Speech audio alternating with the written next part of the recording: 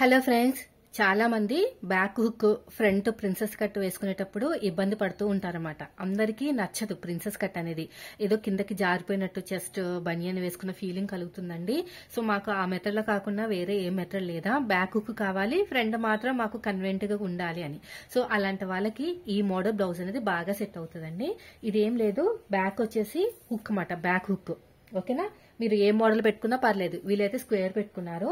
So ఈ blouse అనేది ఇప్పుడు నేను స్టిచ్ చేస్తానండి, కట్ చేసి. సో మీకు కూడా వీడియో అనేది పోస్ట్ చేస్తాను. వీడియోని స్కిప్ చేయకుండా చూడండి ఈ వీడియో పోస్ట్ చేసినప్పుడు.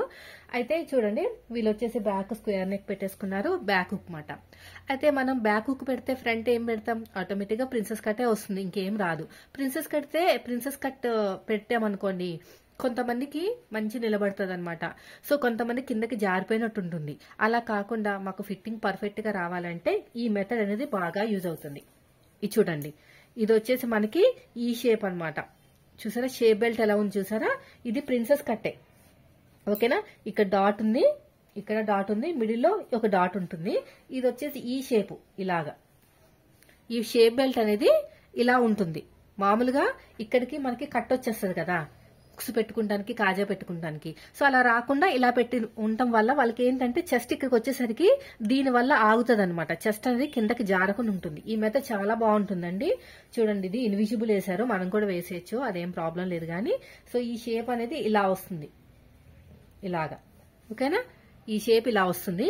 ఈ లైట్ గా కింద ఒక డాట్ వస్తుంది, అదే విధంగా ఇక్కడ ఒక డాట్, ఇక్కడ ఒక డాట్. నార్మల్ గానే ఉంటుంది, మన ఫిట్టింగ్ ఎలా ఉంటుంది అలాగే ఉంటుంది.